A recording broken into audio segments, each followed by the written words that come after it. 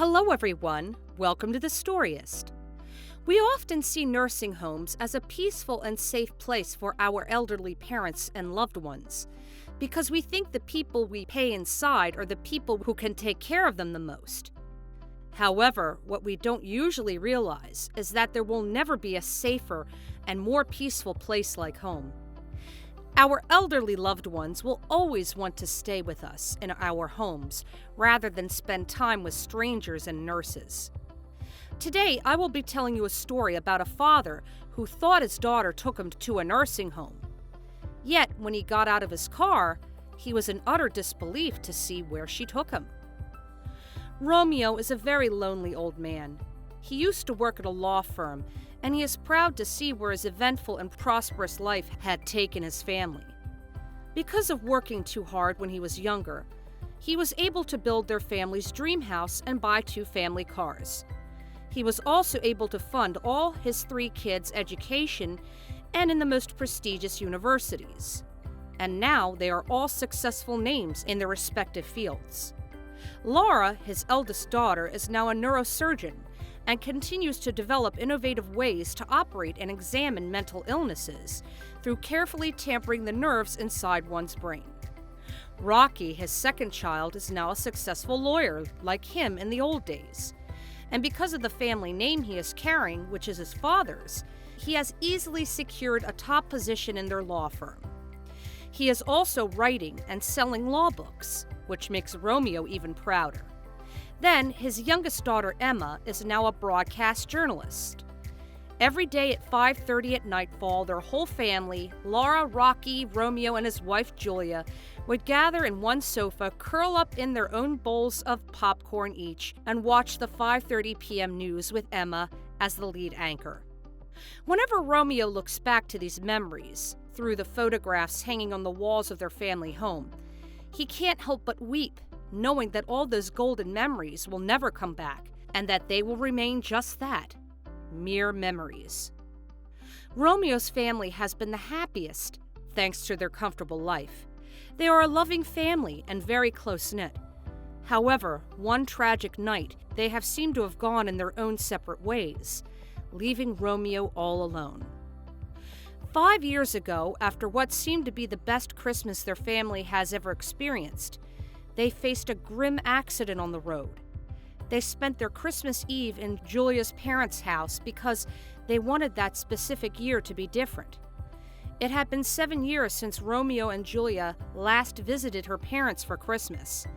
And that last minute, right before the clock ticked 9 o'clock on the evening before Christmas, Julia suddenly wanted to go to her parents' house and celebrate the occasion there. Romeo found it weird for his wife, because she was the type of person who always planned everything beforehand, but obliged still.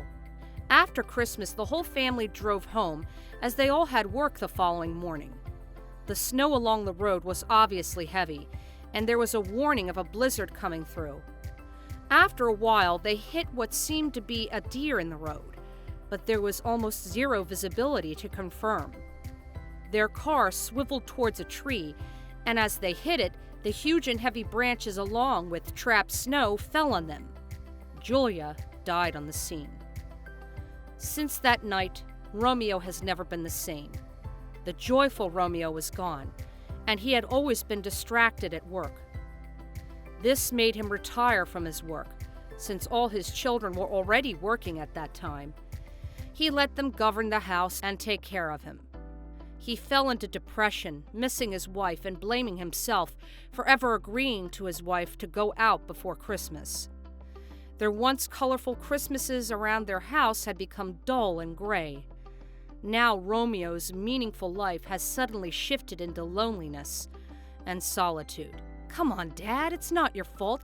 It's been 5 years. We just want you to celebrate Christmas again," Rocky says as he is arranging the dining table for Christmas Eve. Romeo sits on a wheelchair motionless. Since the day his wife died, he seems to have given up on life and is just waiting for his own journey to end. Rocky is married now, and his wife Julian is the best. She is very polite and very caring, and he can never ask for a better daughter-in-law. However, he is a grumpy old man, and no matter how good Julian shows herself to him, he just doesn't appreciate. It's a good thing that Julian never takes it personally, as her husband Rocky also always reminds her that Romeo has just changed because of the loss of their mother. After a while, Julian moves his wheelchair carefully to face the dining table. Romeo sees a lot of bags strewn across the floor as he notices a few new pieces of furniture inside the house. "We have an announcement to make," Julian says, while she's holding onto Rocky's hand. "We are having a baby, and we will be moving in here," she continues with excited smile. Rocky smiles as well, and all the relatives present in the dining room, including Laura and Emma, cheer for the soon-to-be parents. Yet Romeo is the only one who doesn't seem delighted. He moves his wheelchair away and back to his room without saying a word. Everyone can't understand why Romeo behaved that way, but no one dares to go inside and ask either, because they know that Romeo will never talk anyway. The next morning, Julian wakes Romeo up early in the morning. She ushers the old man's wheelchair into the car. Romeo has no idea what she is doing, and Rocky is not with her either. But when she sees Julian carrying a huge bag of clothes inside, he immediately realizes that she will be bringing him to a nursing home. After all, they are about to occupy the whole house and start a family. What use can he be? As they drive inside the car, Romeo doesn't say a thing, nor does Julian. Romeo wants to confront her and stop her from bringing him to a nursing home, but he soon thinks that he is just some old lonely man who doesn't even want to celebrate Christmas. "For sure, all of them want me gone," he thinks to himself. As they arrive at their destination, Julian steps out of the car. She pulls down all the bags and stuff she has brought. Most of them look like blankets. And she ushers Romeo to get down in his wheelchair. As he gets out of the car, he is surprised to see that they are not in a nursing home at all. They are in the cemetery, the same cemetery where they have buried his late wife. "Rocky said you never visited since the burial for 5 years. In therapy class, they taught us that the best thing to do to let go of someone is to get some closure. I brought you here so you can finally get that closure," Julian says to Romeo.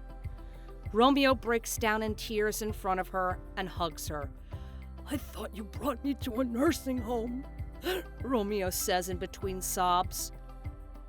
Julian gasps and taps him on the back. "Is that why you were so quiet? I would never do such a thing. None of your children would," Julian says. Romeo goes on to tell her that them moving in and having a baby made him think that they would kick him out of the house anytime soon, so that they could freely start over in the same house. "Romeo, we'd love our child to grow up with a grandfather at home. And it is your home, not ours. We are just sharing it with you," Julian reassures her father-in-law, and he starts walking to his wife's grave. Julian is shocked to see him walking and not using his wheelchair. He talks to his wife for a minute and promises her that he will finally let her go. Romeo and Julian get back inside the car to go home. "What were the blankets for?" Romeo asks, realizing if he won't be going into the nursing home, then what were the clothes and blankets for? "Oh, I was planning on camping near your wife's grave, but I realized it was creepy, so I did not mention the idea to anyone," Julian says in a laugh. Romeo laughs with her, and just like that, Romeo's lonesome facade has returned back to the ever-joyful, always delighted Romeo 5 years ago. That's all for today. We hope you enjoyed that video, and we'll see you in the next.